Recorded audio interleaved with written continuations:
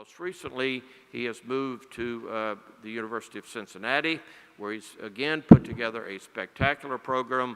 And fortunately for the March of Dimes, he was in a position to be the coordinating principal investigator for the Ohio Collaborative, which we will hear about this morning. So I believe our first speaker is Lou. So Lou, I'd like to invite you to the podium to tell us about the exciting Ohio Collaborative, which not only has wonderful science, but has taken an extraordinary organization to put this together. And we owe a great debt of gratitude to Lou. Lou?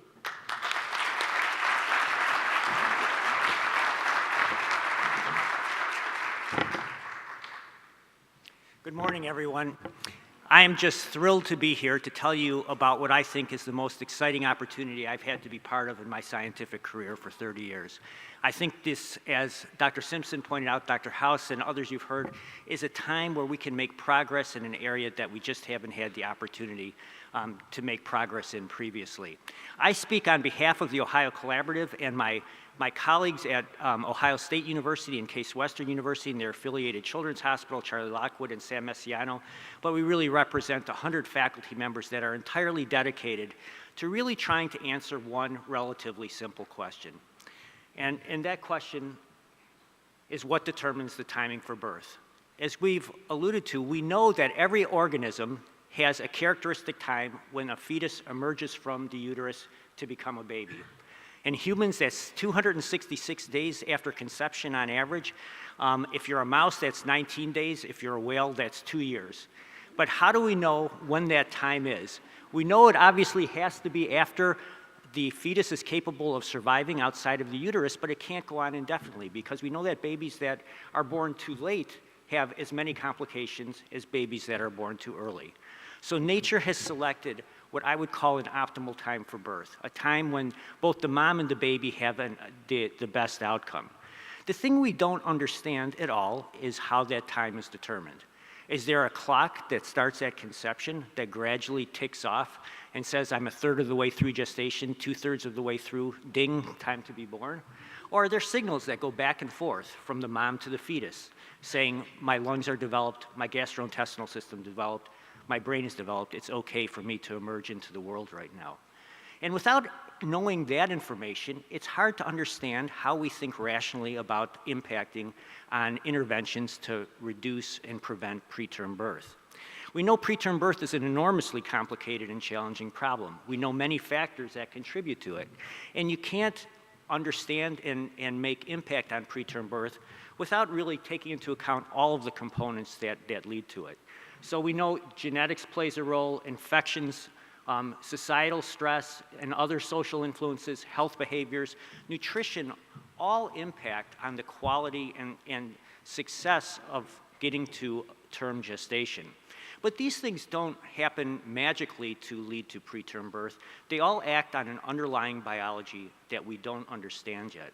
And the thing is, to understand that biology and to understand how we really change the scale on numbers for preterm birth, we can't consider each one of these influences in isolation. We have to have people that think about them all at the same time, and that's really what the transdisciplinary centers are about, to bring in people from different approaches to think about a very challenging problem from completely new perspectives, not reinventing the wheel, but thinking in a different manner. And so what I've had the pleasure of doing is building a team of investigators across the state of Ohio that capitalize on population strengths in 3 cities, Cincinnati, Columbus, and Cleveland, to really identify the very best talent to think in the most creative ways about how we impact on this problem. And what we've done is assemble a series of institutions here, Cincinnati Children's Hospital and University of Cincinnati, Nationwide Children's Hospital and the Ohio State University, Case Western, University Hospitals and Metro Health in Ohio, as well as key collaborating institutions that bring unique approaches at Vanderbilt, Iowa, Washington University, and Dartmouth, and bring together investigators from 20 disciplines or more that are all working on this at the same time, which is truly a unique circumstance, I believe, in terms of scale and scope. It brings together investigators who I would call usual suspects in participating in this kind of research, people that do cell biology, developmental biology, and genetics. But as you can see the list, we have people doing anthropology, geography, health policy, sociology, psychology, thinking about how we integrate the exposures we're perceiving in our social environment with pregnancy outcomes that affect underlying biologic pathways.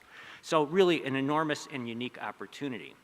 So we have a greater opportunity, I think, as you've heard, in terms of what we're able to accomplish by not focusing our efforts just to Ohio, but thinking about how we communicate with the upcoming and existing March of Dimes prematurity research centers. I think we have a very sort of synergistic relationship with Stanford and the investigators there, where we complement each other's talents and don't have a lot of overlap in the exact questions we're approaching, but really cast a wider umbrella so that we can make progress more quickly. So I think the future, especially with other transdisciplinary centers potentially coming on the line in the next year to 2 years, the opportunities for advancement will be even more spectacular.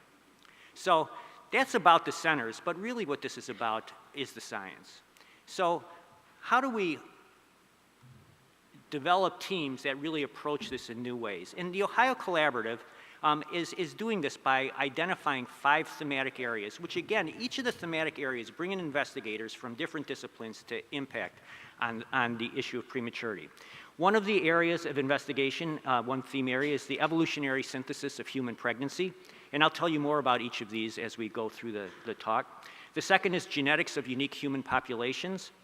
The third is the molecular developmental biology of pregnancy. The fourth is progesterone signaling and pregnancy maintenance in preterm birth. And the fifth is the sociobiology of racial disparities in preterm birth. So areas I would say are all critical to making progress in this field. So let's start talking about the evolutionary synthesis of human pregnancy. This is probably the biggest outlier in terms of how we think about understanding human parturition and birth timing. So it really builds on one unique concept. And that unique concept is that human pregnancy must accommodate species-specific adaptations. And humans are different than almost every animal because we have a huge head at birth, which allows us to come here and think about how we improve one another's health.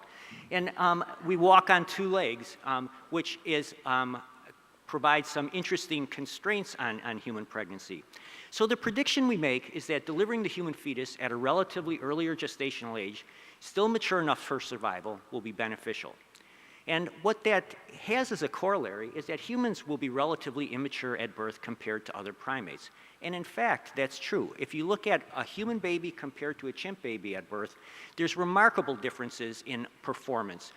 Chimp babies are crawling all over their moms, they have fully developed vision, and they have well-developed dentition.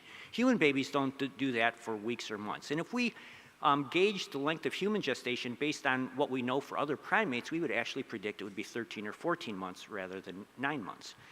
So how do we use that to gain information? Well, it turns out when we think in an evolutionary context, we now have enormous resources in terms of sequenced genomes.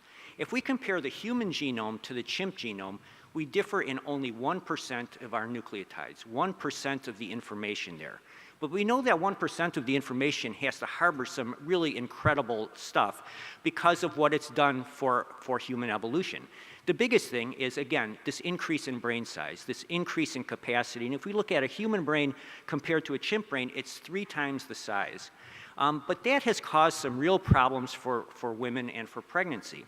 So in this schematic here, this shows an infant emerging from the birth canal at term. Here's mom's spine, here's the baby's head looking sort of upright at the mom. If we look up through the birth canal, here's this baby's head, and here's the size of the pelvis.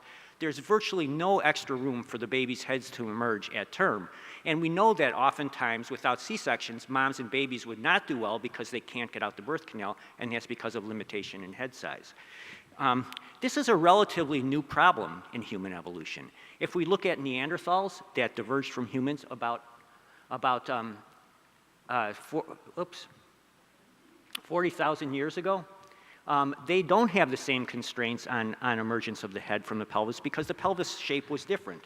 And if we look back in human evolution, comparing humans shown at the bottom to Lucy or Australopithecus, you see the head was much smaller, and then the chimpanzee very much smaller, with a lot more room for the brain to emerge at term. 75% of human brain growth occurs after birth. So you can imagine if pregnancy didn't end at the right time, it would become an enormous problem.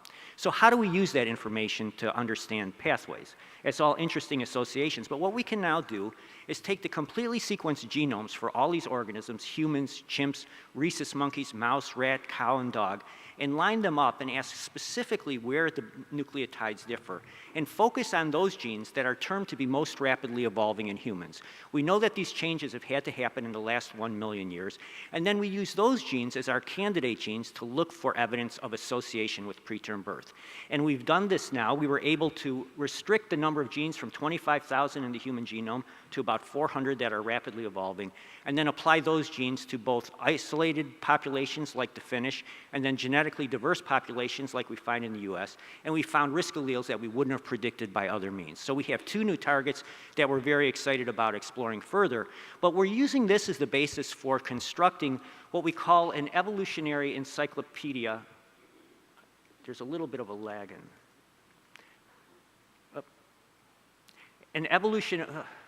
in. I just have to wait a little longer here. Okay. An evolutionary encyclopedia of preterm birth. And what this is, Artemis is the Greek goddess of birth among other Greek goddesses of birth. And it really tries to integrate not on a one gene by gene basis, but across the whole human genome, integrating the evolution of the gene, its functional data, where it's expressed, how it's affected by environment, and then integrating that with the tools that are necessary to explore and test hypotheses in new ways.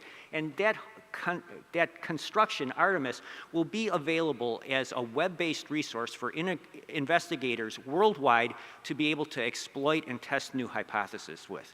So we will use that as a mechanism to incorporate everything we know about pregnancy and prematurity into one place where any investigator can go from their computer and make and test new hypotheses. We couldn't have done this, the technology for information systems was not available 5 years ago. Our second theme, the genetics of unique human populations, really builds on that concept in a little different way. We know that evolution from more primitive ancestors has shaped the human genome, but in the last 20,000 years, as humans have populated different parts of the world, those influences also shaped our genetic information. As we've explored different geographies, we've had to adapt to different climates, been exposed to different pathogens, had different nutritional exposures, and then have different social architecture. And we can use that information, again, to begin to understand why preterm birth begins to differ among different populations. So the hypothesis we're testing here is that genetic variations that differ between different populations will be highly enriched for genes that affect the normal timing for birth and the risk for preterm birth. A relatively simple one, but one that, again, we have enormous tools for. So now I'll talk about the third area, the molecular developmental biology of pregnancy, and we're really excited about this because we actually already have some early and I think very important returns. And we just had a paper published from our collaborative last month that came out in a very prestigious journal.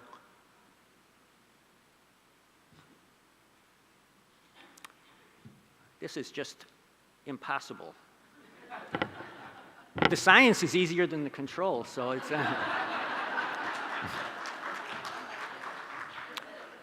So this paper came out in the Journal of Clinical Investigation, which is one of the leading biomedical journals that really tries to look at translational research.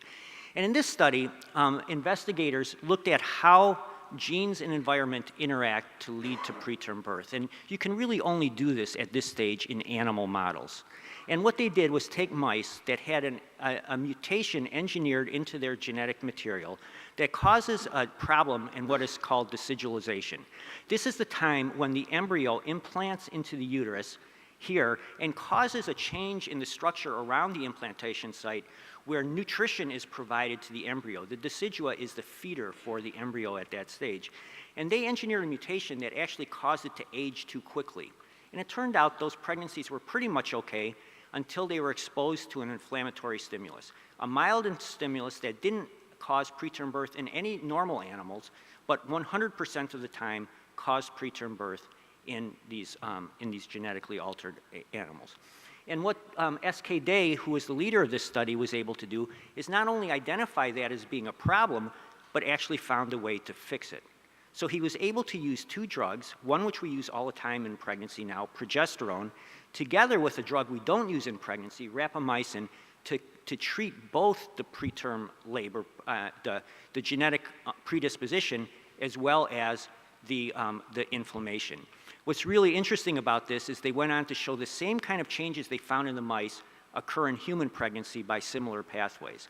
So this is a preclinical model of a challenging area that we think we can take into human studies in the future to really be able to understand mechanisms of preterm birth that don't happen at the end of pregnancy, but actually happen very early in pregnancy. The fourth theme is progesterone signaling in pregnancy maintenance and preterm birth, and this really tries to help us understand why progesterone supplementation for women works. We don't understand how progesterone works, what target tissues it works on, and again, to identify the women that will benefit most from this, we think we need to understand this. I'm going to close in the last minute by talking about the sociobiology of racial disparities in preterm birth, and this is an area we're particularly excited about in addition to the other themes. I think everybody in this audience is well aware that there's an enormous difference in pregnancy outcomes depending on your race and ethnicity in the United States. This has been a long-standing and pervasive and daunting problem where African American women have twice the rate of preterm birth as European ancestry Caucasian white women in the United States do. And people have tried to tackle this by many methods and have been stumped in how to proceed. But we think we have a unique opportunity to impact on this by one of the populations in Ohio that we will be studying. And this is work that Bill Fitzgerald and the GE Foundation have really been instrumental in allowing us to move forward with.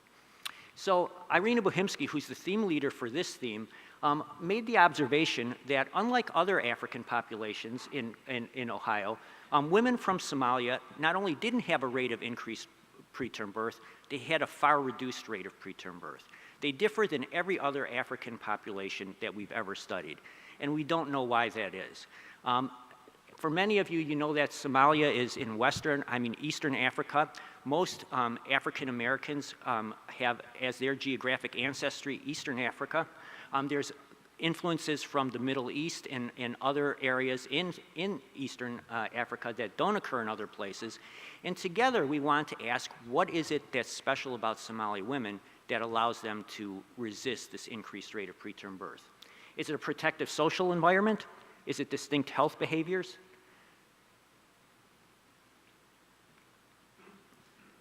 Is it nutritional differences? Is it differences in overall genetic makeup? And with that information, we can use them as a population to help us understand how to intervene in other racially diverse groups. So in closing, what do we see as the timeline for real change in outcomes and prevention of prematurity? And I think this is something that's at the forefront of all of our minds. I think we'll get important new insights from the laboratory and population studies over the next 1 to 2 years. We'll have preclinical testing to determine if safe and effective strategies have emerged over the next 2 to 4 years. And then we'll have implementation of measures to reduce preterm birth, I hope, and I very strongly believe, over the next 3 to 5 years. I think this is a very aggressive timeline. I go into it with optimism, enthusiasm, and a real determination from all the investigators in the collaborative to really be determined in changing the future of children's health. And I thank you all so much for your support of this endeavor in allowing us to make this big dream possible.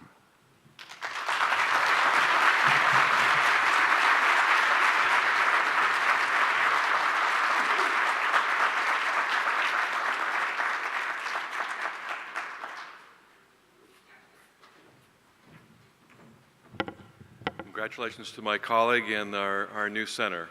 We're already collaborating, so the family's getting bigger all the time. I also appreciate the opportunity to address such a wonderful group as this. I've always been amazed at the assembly of people that are here and all interested in mothers and babies. And if you're interested in mothers and babies, then you're okay with me.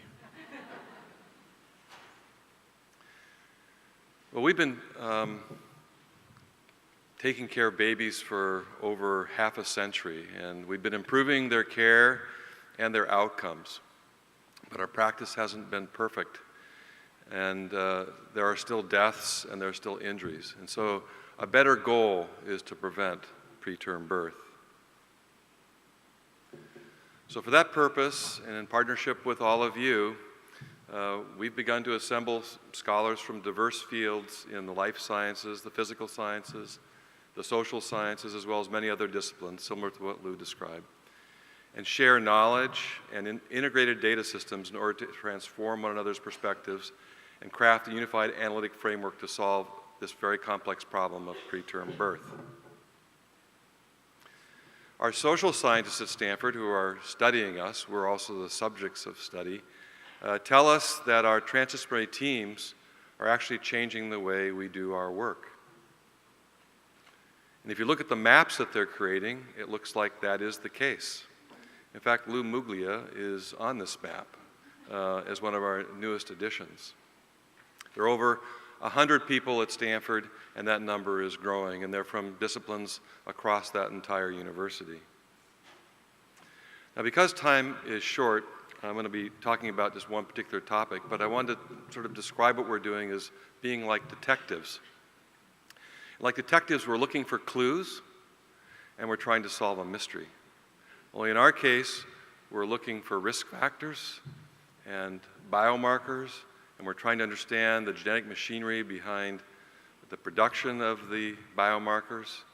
And ultimately, we're trying to find the suspects, the cells that are responsible for giving the signals that create the problem, which is preterm birth.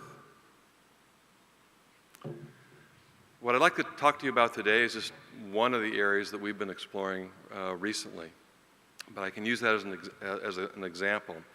And that's the risk factor of obesity and its relationship to preterm birth. Now, others have looked at this, and there's still a debate in the literature, but no one's looked at it at the scale that we're looking and with the methods that we're using. And we're going to do that by looking at body mass index, just a way of describing body size, and premature birth among California births. As you know, until very recently, prematurity rates were increasing across the United States. And certainly between 1987 and 2008, they increased. The highest rates were in the Midwest and the Southeast in the warmer colors in this graphic. But obesity rates followed a very similar pattern. They also increased between 1987 and 2008, even more dramatically, and in those same regions. They were the highest in the Midwest and the Southeast. Now, that doesn't prove anything, but it makes it plausible that we should explore obesity as a potential risk factor and perhaps try to understand the biological underpinnings of that risk. But first, I want you to understand what BMI means in terms of a person. And so this is a cartoon of body types. And I would point out that being overweight or obese occurs at a BMI of approximately 30. And to make it even simpler, for those of you in the back, as you begin to see the underpants disappear, that's where obesity begins.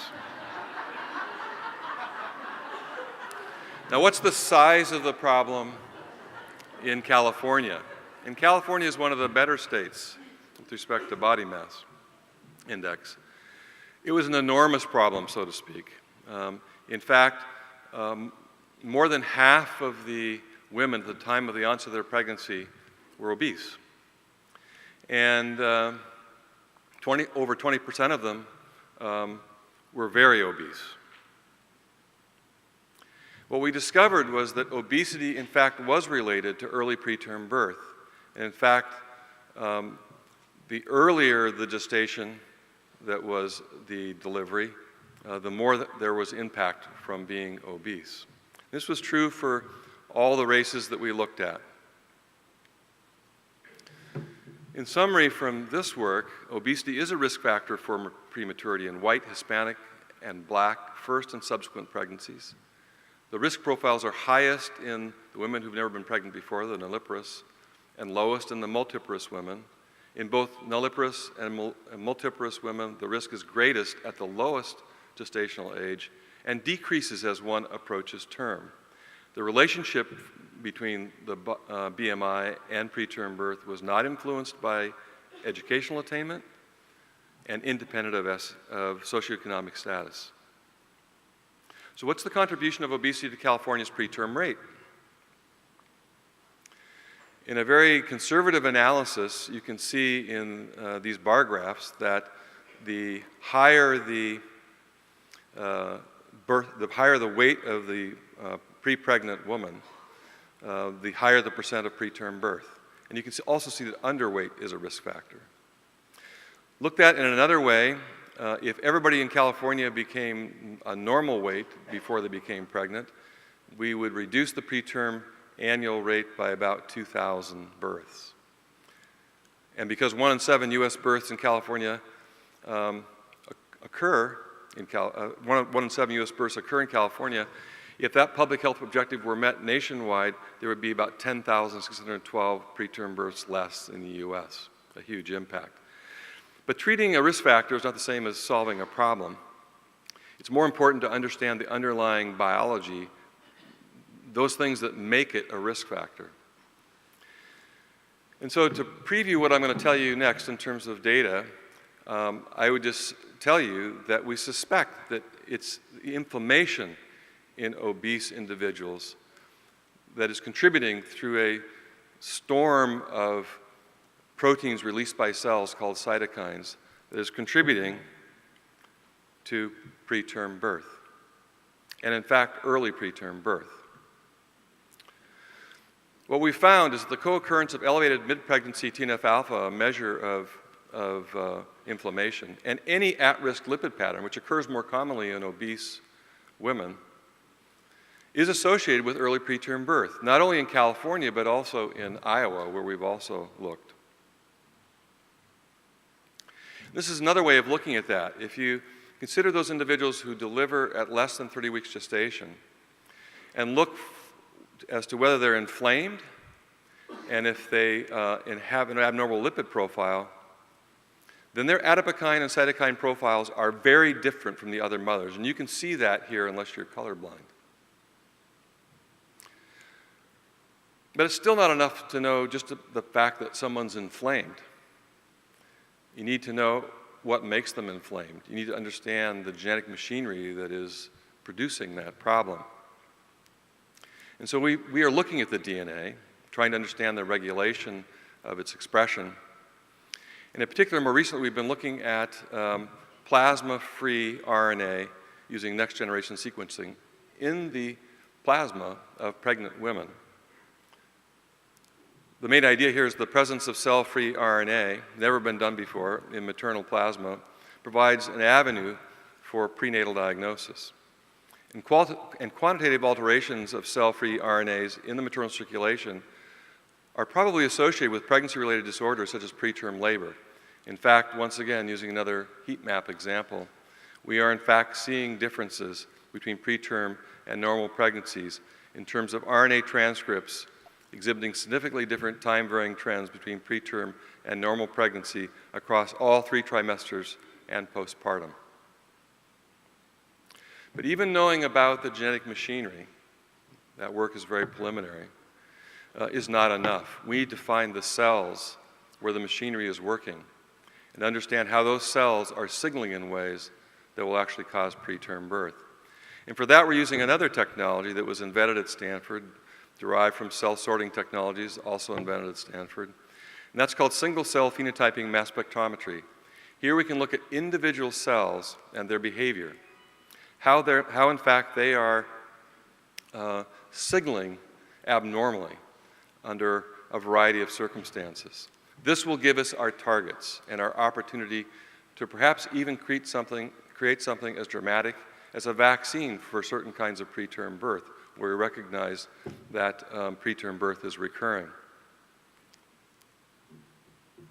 But even that is not enough, because we're not just all human. In fact, a large part of us is bacterial or microbial. In fact, in terms of cells, it's about 10-to-1 bacteria to us. And if you look at genes, if bacterial genes to our genes, it's about 150-to-1. My colleague David Relman, who's working on this project with us, describes this as very sophisticated vessels that carry around microbes. An interesting concept. But this is very important because if you can understand preterm birth, you have to understand what's happening to this part of who we are. Now, more recently, in the scientific literature, there's been a lot of work on the microbiome and obesity. And in fact, it's even in the lay literature. Here's an article from the Economist in September on a wider understanding how the bacteria in your gut may be shaping your waistline. But I'm not going to talk about that. But by pointing that out to you, now it makes a lot more sense as to why I think the microbiome is probably important in the story of preterm birth, particularly in the context of what I just told you about obesity and inflammation. Now, there are many possible roles for the microbiome in prematurity. They're listed on this slide, but the one that's most intriguing to us at Stanford is that we think that perhaps a disturbed microbial community might provoke local, systemic, inflammatory, and inappropriate immune responses. Once again, inflammation becoming an important part of understanding how, in fact, risk factors become risk factors. And so for that purpose, we're actually doing sampling of women, God bless them for cooperating with us, from many different sites. We have over 21,000 specimens collected already. We've analyzed over 18 million DNA sequences and 8.4 billion DNA bases, and we're still counting. It's the largest scale study of this sort ever done.